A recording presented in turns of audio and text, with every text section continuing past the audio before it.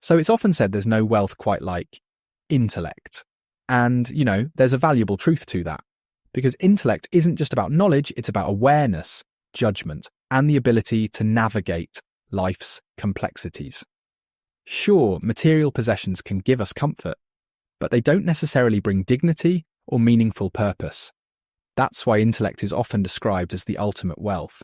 Take Socrates, for example. He didn't own much, but his legacy as one of the greatest thinkers in history has enriched humanity in ways that wealth alone never could. And looking at today's world, you've got innovators like Elon Musk or leaders in education and social activism. They're not just solving problems, they're driving progress by leveraging sharp intellectual insight. And honestly, that kind of contribution, it's priceless. It reminds me of this one moment from my own childhood. I was around, 11 or 12 years old, and something happened that really stuck with me. I was in a bit of a tough spot, something involving a class project and, let's just say, some not so great teamwork dynamics. I remember sitting down and sort of piecing things out logically, right? Asking myself, what's the smartest way to tackle this? And you know what? That small moment of reasoning, of using my mind to navigate the situation, well, it changed everything. That early lesson stayed with me. It was this simple yet powerful reminder that intellect, applied even in the simplest of ways, can guide us through life, like a compass that helps us find clarity and confidence in moments of doubt. When we talk about inheritance, the mind often jumps straight to money, property, or maybe even heirlooms. But, the greatest inheritance a person can receive is character and culture. It's that intangible legacy that honestly shapes not just individual lives but entire communities. Consider this: ethical values, moral integrity, they're like a foundation that everything stands on. And when passed down, they help individuals and families navigate life with purpose and dignity, right? And really, they outlast any kind of material inheritance. There's a kind of timelessness to these principles. Now, take education and parenting today. A lot of people, especially in this, let's call it a results-driven world, focus so heavily on financial success. But there's this growing number of educators and parents who emphasize moral development over everything else. I think about people like Maria Montessori. You've probably heard the name.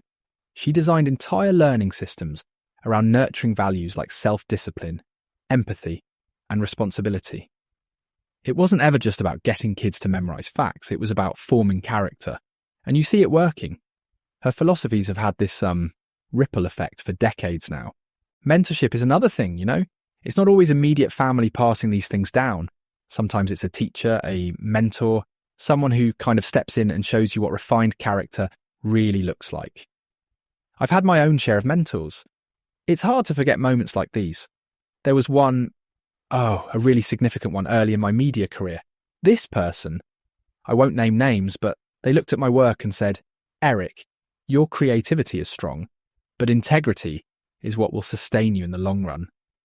And that stuck with me. It wasn't a flashy tip or a boost in visibility. It was a core life principle. And I think about it all the time. At the end of the day, this kind of inheritance, this emphasis on values, culture, and ethical growth, it builds resilience. It equips people to contribute in ways money never could.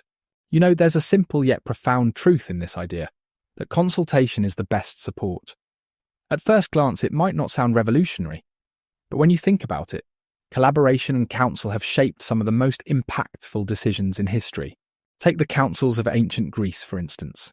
These weren't just gatherings for idle banter, no. They were structured spaces where diverse voices came together to navigate challenges and prioritize collective wisdom over individual agendas. It's fascinating how those discussions laid the groundwork for civic progress, isn't it? And even today, you can see this principle at work in successful partnerships. Think about Steve Jobs, for example. Sure, he's often celebrated as a genius innovator, but behind those groundbreaking ideas, there was a reliance on advisory teams, people who helped refine visions, troubleshoot obstacles, and, elevate possibilities. It's a reminder that no matter how brilliant someone is, no one has a monopoly on insight. But here's the thing, consultation, real consultation, requires humility. And that part, it's not always easy. Sharing your thoughts openly, inviting critique, embracing perspectives that might clash with your own. It can feel uncomfortable, even vulnerable. I know this from personal experience.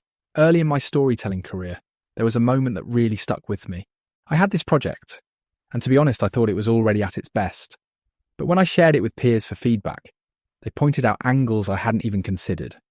At first, I'll admit, I felt a little defensive. But then, as I listened, really listened, it became clear just how much richer their input could make my work.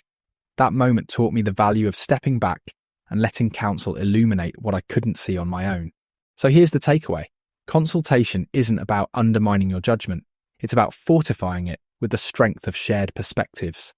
It's not a weakness, it's a superpower. And honestly, the humility and openness it requires, those aren't signs of insecurity. They're, I'd argue, the marks of genuine strength. And on that note, that wraps up today's exploration of intellect, culture, and counsel. It's been a privilege walking through these ideas with you. Until next time, take care and keep seeking the wisdom that enriches both heart and mind.